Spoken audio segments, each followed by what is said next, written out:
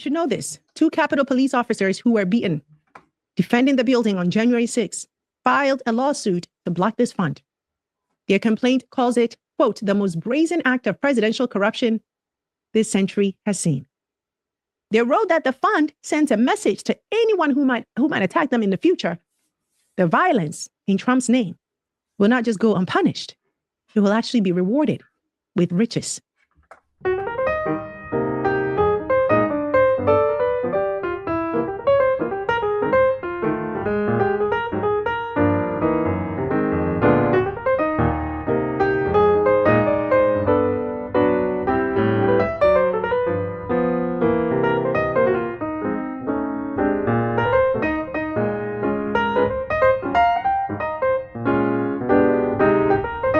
Back, family. This is for Killer Kev. We talking about the reparations, and matter of fact, we just gonna let her get into it because this is about the reparations for January 6th. But yeah, let's get started. Mr. Attorney General, this is an outrageous, unprecedented slush fund that you set up. Simple question: Will individuals who assaulted Capitol Hill police officers be eligible for this fund? Well, as it makes plain, anybody is just let me know if they're eligible for the fund. As was made plain yesterday, anybody in this country is eligible to apply if they believe they're a victim of weaponization. Mr. Attorney General, let me ask you this: are there going to be rules that say that if you've assaulted a Capitol Hill police officer or committed a violent crime, you will not be eligible? Why not make that a rule? I expect that, because I'm not one of the commissioners setting up the rules, I expect that there will be rules. You're appointing 4 of the 5 members, aren't you, Mr. Attorney General? Pardon me? You're appointing 4 of the 5 members. I am appointing all 5 members. You can certainly set up the rules. I would hope you would make a rule that anyone convicted of assaulting a police officer or a violent crime is simply not eligible. They should not apply. Republicans have never been big on any form of like reparations, like payment back on anything. That's all I can see when I see this fund. Mm-hmm. I'm not a big reparations person. If there are reparations, the only people that should be in that line are Black Americans. My people, President Trump shocked the country and the world last week, including his own Republican Party, when he announced that he's creating a $1.8 billion fund to compensate Americans who feel they were mistreated by their government. And now, before you think this is about redlining, before you think this is about the descendants of enslaved people who were promised 40 acres and got nothing, before you think this is about Tulsa or COINTELPRO or mass incarceration, Jim Crow, or the generations of Black families whose wealth, neighborhoods, and futures were systematically destroyed by the American state, before you think that's what this is about, this fund, let me stop you right there. Pause. Okay? Because this fund is not for Black America. This fund could benefit people connected to January 6th. Yes, this is for people who did January 6th and others. This is basically just one big slush fund. The person got it right. One big slush fund. We already know. Like, again, the Republicans are totally unprincipled. They supposed to be anti-reparations, but look at this. They're giving out reparations, and they also pro-reparations for Jews all the way also too. They only anti-reparations when it comes to Black people. Like I always tell people, this whole social conservative movement, it was just anti-Blackness. That's it. Masquerading as fiscal responsibility and caring about morality. No, which is all anti-Blackness. Shout out to you, Mackenzie. You don't got again, if you ain't got no bread, that's fine. Like I said, you said you was gonna send fire emojis, you sunk them. That's support. Again, all I ask is for people to support any way they can. If all you can do is support by dropping comments and engaging with the chat, I much appreciate it. If all you could do is support is by hitting the like button, much appreciated. If all you could do is support by hitting the reaction heart, much appreciated. Any support is much appreciated. Shout out to everybody who supported me so far. Let me see. Milton Allen for the 2. CD No Handle following up again with another 5. Madison for $1.99. and Milton Allen for another 2. Whole lot of ones beat a whole lot of nuns. I'm thankful for all the support I get. You're right, Justin March. Engagement helps.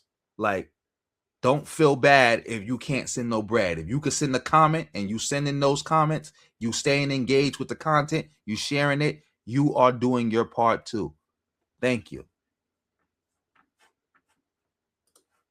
Same January 6th, where rioters stormed the United States Capitol, assaulted police officers, smashed windows, and tried to overturn an American election. And now, somehow, some of those same people are being reframed not as insurrectionists, but as victims. Meanwhile, Black America is being told once again to wait. Wait, while nearly 800,000 Black workers have lost jobs over the past year. Wait, while DEI programs are dismantled across corporate America and the federal government. Wait, she got it wrong right there. Black America is not being told to wait. They being told no. We are being told no. Trump already said no. He sent the person to the UN to say no. No reparations for Black people. Slavery was legal. We don't owe you nothing. So that we not being told to wait. We being told no.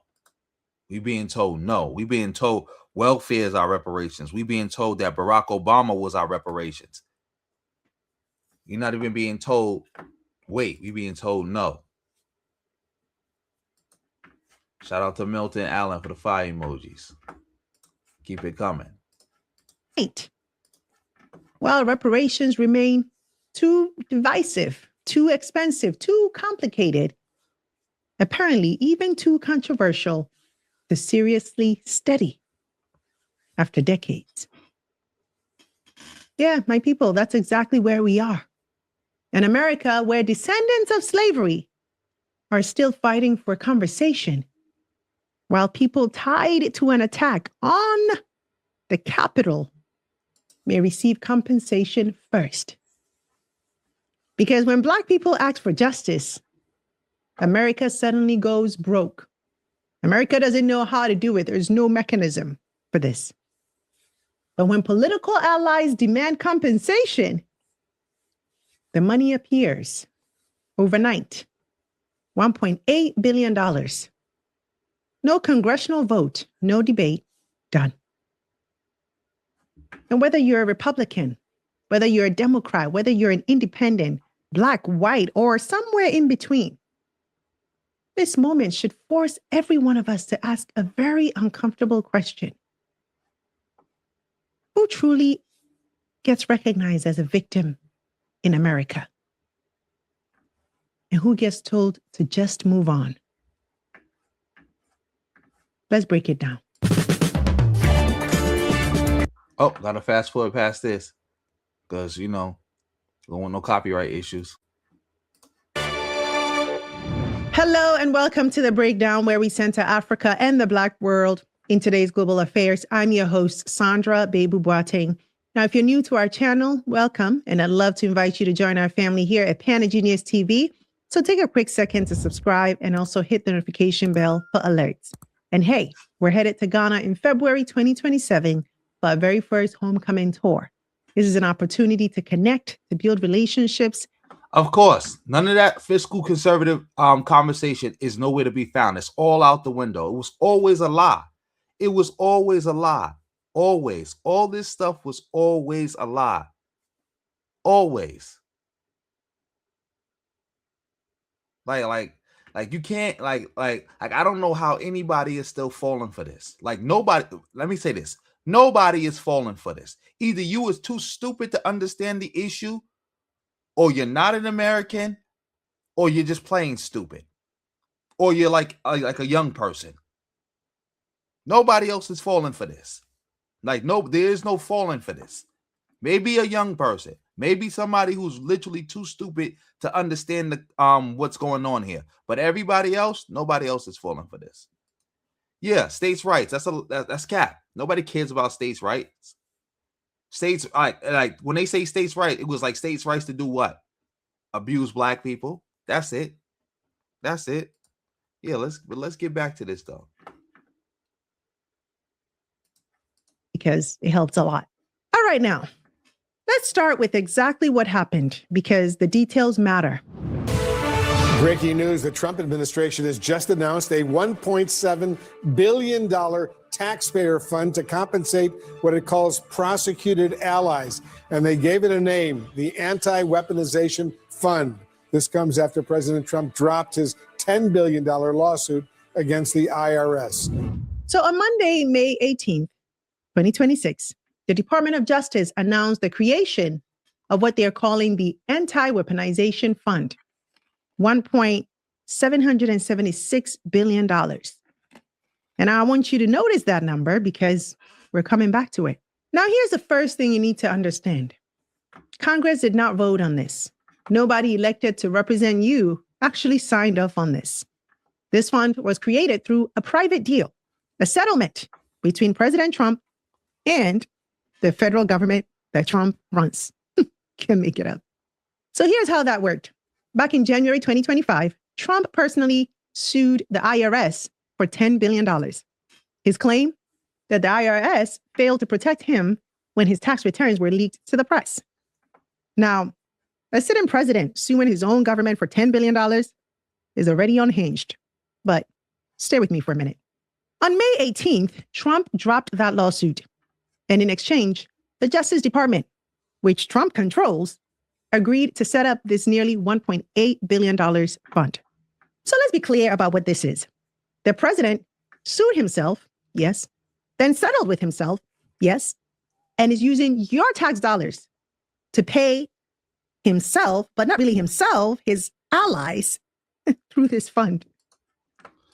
That's exactly what's going on. And this is disgraceful and this is disgusting. And yes, Madison, they do have the money to pay reparations. Like the whole concept that America doesn't have the money is a lie. It's a lie. America, there's no such thing as a resource shortage in America. There's no such thing. The money is here. The thing is, they don't want to do it. Like the money is here for America to do whatever it wants to do. That's how rich of a country America is. There is no resource scarcity here. Nobody just wants to do anything, or they're just too racist to do things. That's why things are not getting done. That's it. That's not hyperbole. That's a transaction. Here, the Justice Department is asking that roughly $2 billion be transferred to the U.S. Treasury, and that fund will be available for people to apply if they believe they have been unjustly targeted by the Justice Department. The acting attorney general saying the fund will have the power to issue formal apologies and monetary relief owed to claimants. Submissions of claims are voluntary, and they also say here there are no partisan requirements to file a claim. Now let's talk about who this fund actually is for. The DOJ says that it's for people who, quote, suffered weaponization and lawfare under previous administrations. Now, that language is doing a lot of work. So let me translate. They mean Trump's political allies. Yes, people Trump has spent years claiming were unfairly targeted by the justice system. And at the top of that list, the nearly 1,600 people charged in connection with January 6th. And here's where it gets really interesting, right? When reporters asked Vice President J.D. Vance whether January 6 rioters, including people convicted of attacking police officers, would be eligible for payments, this is what he said. I understand that everybody is eligible to apply for this fund. I mean, you're eligible, but I assume you're not going to apply and you don't think you should get money out of this fund. So isn't it just as easy to say that people that attacked police officers should not get taxpayer money from this fund? Well, look, John, we're not trying to give money to anybody who attacked a police officer. We're trying to give money, not give money. We're trying to compensate people where the book was thrown at them. They were mistreated by the legal system. Sometimes, we do have, John, in this country, innocent until proven guilty. We do have people who are accused of attacking law enforcement officers. That doesn't mean that we're going to completely ignore some of the claims that they're going to make. We're going to evaluate these things on a case-by-case basis. And if we think that somebody, whatever they were accused of, if we think that somebody was unfairly prosecuted and deserves just compensation, then that's what this fund is going to exist to provide. It's just going to correct a wrong, and I think that's a good thing. We do have people who are accused of... This is just a one big slush fund. It's just one big slush fund. You're right, East Coast Cap. This guy is disgusting. This guy, J.D. Vance, is just totally disgusting. Like, he's another one. Like, come on. You called Trump Hitler. You was literally calling Trump Hitler, and now you're his vice president. Like, you can't make this up. You can't make this up. Exactly. Unfairly prosecuted when you were caught on camera doing this. Like, nonsense. It's all lies. Yes, the police should get the money, but they're not going to get the money. They're not going to get the money. Yes, that's what I said. Donald Trump is basically Andrew Johnson. Donald Trump is basically Andrew Johnson at this point. He's just Andrew Johnson.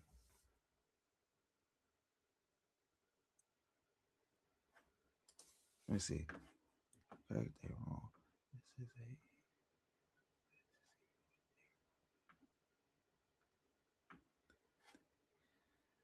Yeah, exactly. It's just disgusting. It's just crazy. Just all the way crazy, all the way disgusting. Yeah, let's get back to this. Attacking law enforcement officers. That doesn't mean we're going to completely ignore their claims. The acting Attorney General, Todd Blanche, was asked the same question in a Senate hearing. Mr. Attorney General, this is an outrageous, unprecedented slush fund that you set up. Simple question. Will individuals who assaulted Capitol Hill police officers be eligible for this fund? Well, as it makes plain, anybody is just let me know if they're eligible for the fund. As was made plain yesterday, anybody in this country is eligible to apply if they believe they're a victim of weaponization. Mr. Attorney General, let me ask you this. Are there going to be rules that say that if you've assaulted a Capitol Hill police officer or committed a violent crime, you will not be eligible? Why not make that a rule? I expect that, because I'm not one of the commissioners setting up the rules. I expect you're appointing that there will 4 be of the rules 5 set up. members, aren't you, Mr. Attorney General? Pardon me? You're appointing 4 of the 5 members. I am appointing You can all 5 certainly members. set up the rules. I would hope you would make a rule that anyone convicted of assaulting a police officer or a violent crime is simply not eligible. They should not apply. Anybody in this country can apply. What about the Proud Boys? What about the Oath Keepers? Will you at least rule them out? Blanche said the commission will set the rules. That's not for me to set. So there are no rules yet, no eligibility criteria, no cap on how much any one person can actually receive. And here's the cherry on top. The payouts are secret. Yes, the public will not know who got money or how much. Oh, I didn't know that. I did not know that the payouts were secret. Good thing. Shout out to East Coast Kev again for recommending this video. I did not know the payments were going to be secret to the point where you don't know who's getting the money and how much money they're getting. I did not know that. Salute again for recommending this video. And Trump can fire anyone on the 5-person oversight board at any time for any reason. And you should know this. 2 Capitol police officers who were beaten defending the building on January 6th filed a lawsuit to block this fund. Their complaint calls it, quote, the most brazen act of presidential corruption this century has seen. They wrote that the fund sends a message to anyone who might attack them in the future. The violence in Trump's name will not just go unpunished. It will actually be rewarded with riches. That's where we are. But now let me walk you through what that same government, the U.S. government, has said when Black people asked for something. H.R. 40 has a name. It is the Commission to Study Slavery and Develop Reparation Proposals. Historically, it is, of course, the reflection of the 40 acres and a mule that General Sherman wanted to give the freed slaves, and they were freed at that time, along the southeastern border of the United States. He had 400,000 acres, prepared to give 40 acres so that these families could survive. And the military was going to give them each a mule that they no longer needed so that they could be productive and produce. But the next president snatched it away. The government of the United States snatched it away. H.R. 40 is about the government's action in continuing the legacy or the impact of slavery and the impact of that through the 20th century and even today. I want to introduce you to a bill called H.R. 40. H.R. 40, named after the 40 acres and a mule promise that was made to freed enslaved people after the Civil War and then immediately taken back. This bill has been introduced in Congress every single year since 1980, nearly 40 years. And here's the thing that I need you to really sit with. H.R. 40 is not asking for reparations, right? Not directly. It is asking for a commission to study whether reparations should happen. That's it. Not a check, not a program, just a study, a conversation, a seat at the table to even discuss what was done. That's it. And for almost 40 years, Congress has refused to give it a full vote. Now, it was reintroduced again last year, in February 2025, by Congresswoman Ayanna Pressley and Senator Cory Booker, right in the middle of Trump gutting DEI programs across the federal government. We're at a critical inflection point in America, and the moment cannot be more urgent. With Black history under attack and white supremacy emboldened, there is no better time to introduce this bill than during Black History Month, a time when we reflect on our history, our struggle, and our collective power. And I'll say, it is also not only about Black history, but it is about Black futures. More than 4 centuries ago, Africans were kidnapped, trafficked, and enslaved, forced to build this country under horrific brutality, an economy which we still benefit from today. Rice, sugar, tobacco, cotton. And even after the Civil War, emancipation, and the 13th Amendment, the legacy of slavery endured in other forms, codified in law to deny Black Americans freedom, opportunity, and dignity. And that's what brings us here today. This brutality, these injustices, these horrors were not things just happened within the culture by osmosis. They were legislated. Today, with Donald Trump and Republicans waging their coordinated and at times unlawful assault on Black folks and Black history, we will not allow that history to be erased. We will not allow it to be whitewashed. H.R. 40 is a powerful reminder of the work that remains and offers us a pathway toward truth, reconciliation, and accountability. To be clear, this bill is not a symbolic gesture, but rather a meaningful step toward repairing the deep structural injustices that continue to harm Black communities today. By last June, the Yes. But it's like, yeah, they probably never going to get that full vote. Like, especially now, not to be doomer, but yeah, I don't see the full vote ever coming for the HR 40, especially as of now, in the foreseeable future. I don't see it. But yes, Speaker Johnson did refuse to install plaques honoring the officers who died. Like, they just again, that back the blue stuff, that was always fake. That was back the police as they kill Black people. They don't care about the police. They don't like the police. Like, none of that.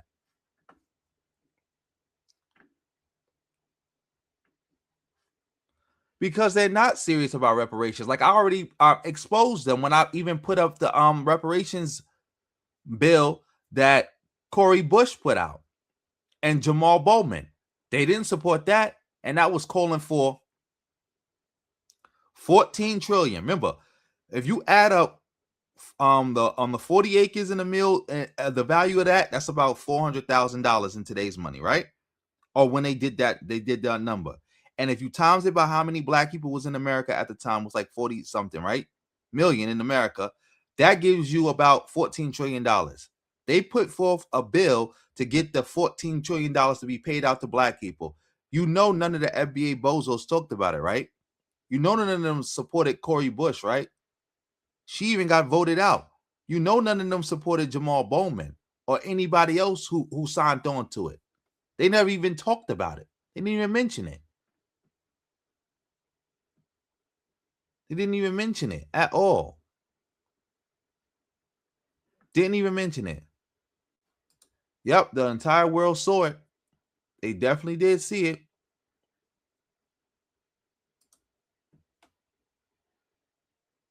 Yeah, Tariq showed up. No, he didn't get laughed out the building. He almost started a fight at the place.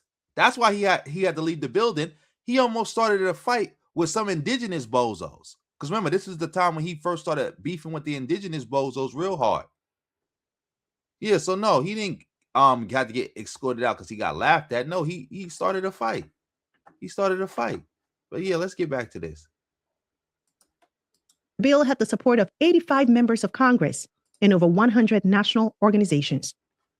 But still, the bill is sitting in committee. It is still waiting for attention. Now, I already know what some people are going to say. They're going to say, well, reparations are too complicated, that it's hard to figure out who qualifies, that the logistics are impossible. Now, let's deal with that right now, because the federal government has done this before. In 1988, under Ronald Reagan, yes, Ronald Reagan, the United States government passed the Civil Liberties Act and paid reparations to Japanese Americans who were forced into internment camps during World War II. Each survivor received $20,000 in a formal apology from the government. No 40-year wait, no endless committee hearings.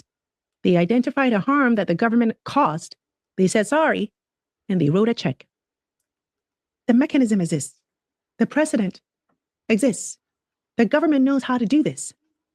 So when they tell you that reparations for Black Americans are too complicated, too hard to figure out, what they're really telling you is that it's too inconvenient, that the people asking don't matter enough to make it convenient.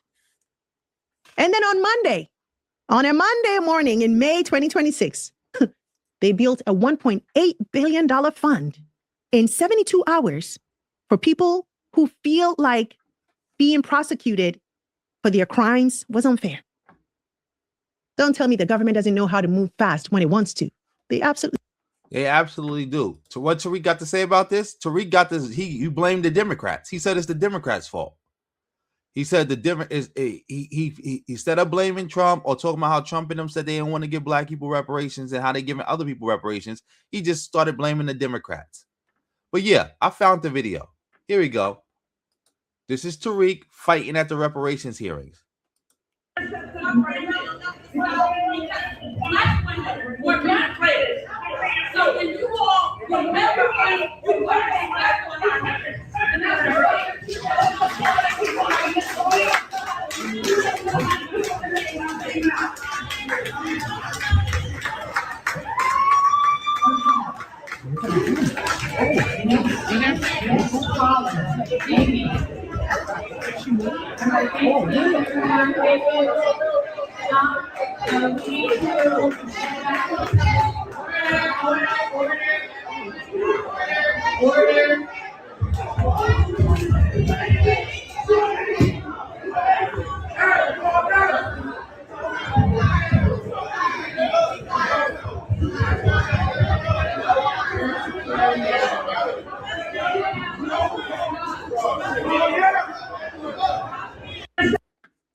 Yep, let's continue on. Let's watch the rest of that. Let me see. Where the rest of it.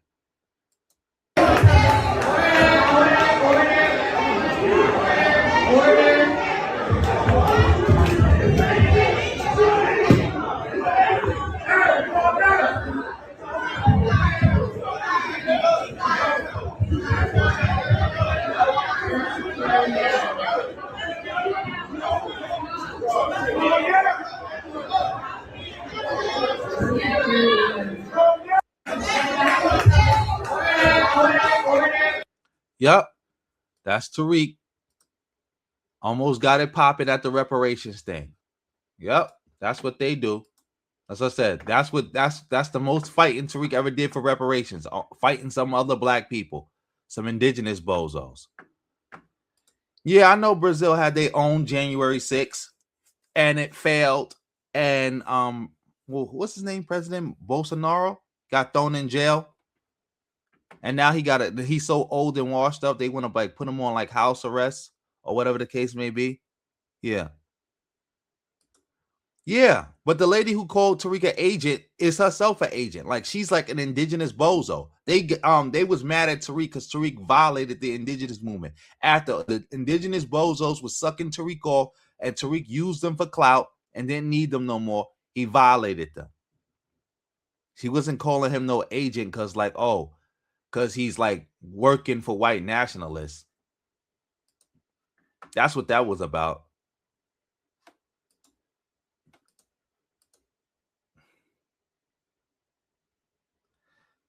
Yeah, that was Tariq's security who was holding him back. Yeah, Tariq came there with security. That's what I said. Like Tariq came there looking for trouble. He even said some slick stuff to them before that. That's what started the whole situation off. I ain't find that video, but yeah, he had said some slick stuff before that. Yeah, he definitely did. He definitely did, but it didn't work. But yeah, let's get back to this. they do. The question has never been, can they? It has always been, for who? Now let's talk about the word weaponization, because the Trump administration has built an entire political universe around it, and it's worth unpacking. The argument, if we can call it that, is that when the DOJ, Department of Justice, under former President Biden, prosecuted people for January 6th, that was an act of political warfare, right? That it was the government being used as a weapon against innocent people. Now, let me be very precise here, right? Because I think precision is very important. The people being described as victims of weaponization broke through police barriers, They beat officers with flagpoles. They smashed windows. They threatened to hang the vice president. They interrupted the certification of a democratic election. And then they were prosecuted for those things that they did. That's not weaponization. That is the justice system functioning as designed. But the same government that calls that weaponization, that calls prosecuting a crime an injustice worth $1.8 billion, that same government has looked at centuries of documented, deliberate, state-sanctioned destruction of Black life and wealth and said, crickets, absolutely nothing about it. And I want you to think about that for a second and just how painful it must be to watch your government compensate people who committed crimes, were tried and were convicted, compensate them for their trouble and inconvenience, while you, a descendant of people who were legally enslaved, who were promised land and had it seized back, who built generational wealth that was bombed in Tulsa and burned in Rosewood, who were systematically denied mortgages and loans by federal policy for decades, who were surveilled and sabotaged by the FBI, still waiting for a commission to decide if a conversation is even worth having. Still waiting. 40 years you're waiting. And look, I want to be. Yeah. And we're going to keep waiting. It's going to be even worse. Oh, your tech homeboy? That's maybe because you're watching it from another channel. Because I'm currently streaming from all my YouTube channels. You got to make sure you go to the main one. Yeah, you got to watch it on the main one. That's probably why you're saying you're only seeing 3 views. You got to watch it on the main one.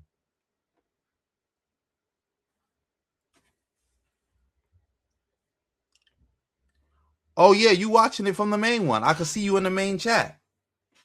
Yeah, you in the main chat now. You say both, bro. Yeah, you in the main chat right now. So I don't know. It's saying you can't. You in the main chat and they're saying you can't send a super thanks. That's crazy. I don't know why that's doing that. Yeah, you might have to do that. You might have to close it and reopen and just open it on the main one. That's it. But shout out to everybody in the building. We got like we got 80 people in the building. Yeah, let's keep this going. Be fair here, right? I understand that not everyone who feels that they were mistreated by the justice system is a January 6th writer, right? There are legitimate conversations to have about prosecutorial overreach in this country. That is real. But that conversation applies to Black and brown defendants at a rate that dwarfs anything happening in MAGA world. The prison industrial complex is not exactly overflowing with Trump supporters who got a raw deal, right? The people that this fund is designed for, the Proud Boys, the Oath Keepers, the militia members, they attacked police officers and tried to overturn an election. And the Trump government's response has been pardon them, vacate their convictions. And now, let's write them a check. Republicans have never been big on any form of like reparations, like payment back on anything. That's all I can see when I see this fund. I'm not a big reparations person. If there are reparations, the only people that should be in that line are Black Americans. That is the only people. And Native Americans. I do not need to leave out Native Americans. That's the only thing that tracks in my mind. If you're talking about people who have been wronged, let's look at the laws in the books. One more. And the Japanese. And the Japanese who were interned on their own country. How about not Mike Lindell? Okay, not Mike Lindell. Any more? Exactly. Shout out to Monty Burner for the 2. Whole lot of ones beat a whole lot of nuns. Thank you for the support. Thank you for supporting the channel. Yeah, East Coast Script. I know they suppressing my channel. Yeah, I'm definitely, because again, like I said, once you get certain flags or certain strikes on your channel, YouTube takes you right out the algorithm. And every time a strike I get the strikes off, I don't even get 48 hours before more come on. Don't even get 48 hours. Thank you for the fire emoji. Most likely she don't. She could just be saying that, but yeah, you never know. Yeah, let's get back to this. Shout out to everybody in the building. We on our way to 100 people in the building. Now let's zoom out because I think it's important to understand that this fund is not just about January 6th. It's not even really about the IRS lawsuit.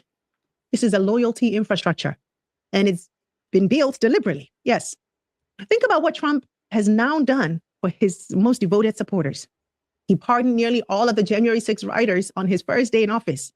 Then his DOJ moved to vacate the sedition convictions of the Proud Boys and Oath Keepers leadership, people convicted of planning and executing an attack on the government. And now there's a nearly $1.8 billion fund that may actually pay them. Pardoned, convictions erased, and now potentially getting paid. That is a 3-layer protection system for political violence.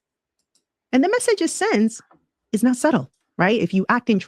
That's a fact. A lot of Trump supporters were PDF files. That's why that's why I told people that the Epstein thing was never going to be a big thing. It wasn't going to, people thought, oh, the Epstein file is going to take Trump down. And they're going to take, how's going to take Trump down when a lot of his supporters would have loved to have been on Epstein Island. They mad that they couldn't be with Epstein.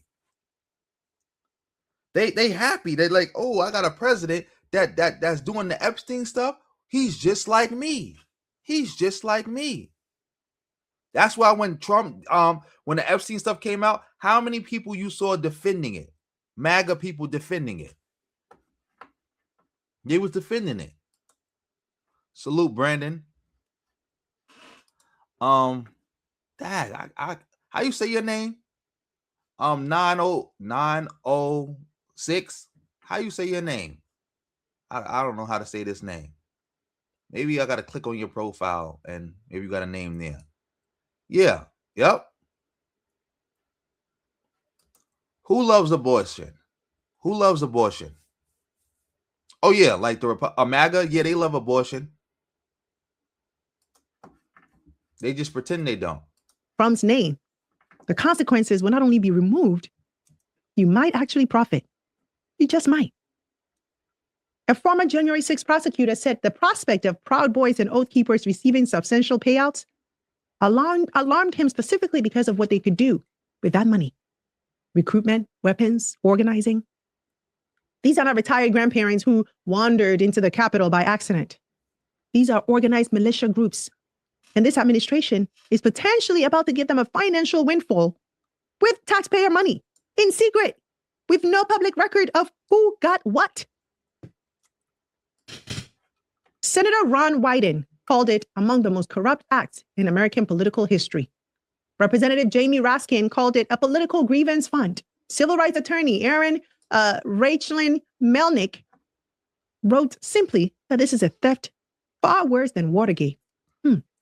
And all of this is happening at the exact same time that this administration has gutted DEI programs across the federal government, ended affirmative action enforcement, attacked HBCUs, and made sure that H.R. 40, the reparations study bill, stays buried.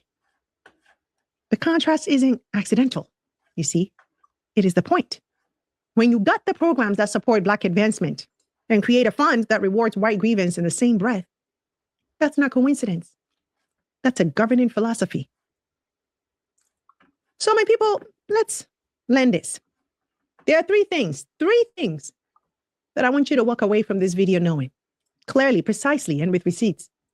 Number one, I want you to know that the mechanism for reparations exists. The government knows how to build a compensation fund. They did it for Japanese American internment survivors in 1988. They just did it again in 2026, in 72 hours, for Trump's political allies. The argument that reparations for Black Americans are somehow too logistically complicated to even attempt is not a policy position. It is one thing and one thing only, an excuse. The only question is whether there's political will, and political will comes from deciding who matters. Number two, I want you to know this, that the standard is different. The standard is different, and it always has been. Documented centuries-long government-sanctioned harm against Black Americans, harm with paper trails, with federal policies attached to it, with names and dates, and specific dollar amounts of wealth that was destroyed. That requires a 40-year steady process that still hasn't resulted in one single vote. Feeling like your criminal prosecution was politically motivated? Well, that's worth $1.8 billion. No questions asked, delivered in secret. I don't need to editorialize that, right? The numbers speak. Number three, I want you to know that this is what hierarchy looks like in policy form. Yeah, We talk a lot about systemic racism as an abstract concept, right? As a feeling, as something that people debate. But this right here, this is a line item in the DOJ budget. This is a legal document. This is a real amount of money going to real people based on a real decision about who's paying. Who's paying the government considers legitimate. That's not abstract. That's not a feeling. That is policy. Policy. And policy is just priorities written into law. They built a fund in 72 hours for people who attacked American democracy. But Black America has been asking for a commission. Again, not a check, not a program, just a commission to study the question for 40 years. If that doesn't tell you everything you need to know about who this government believes deserves repair, whose pain and suffering they prioritize, then I genuinely don't know what will. Yeah, I won't know what will neither. Let me make sure I like this video. Make sure y'all go subscribe to the sister channel. She'll be doing some great work. But Brandon, you asked this question. Yeah, we about to go to that next right here. Can y'all see my screen?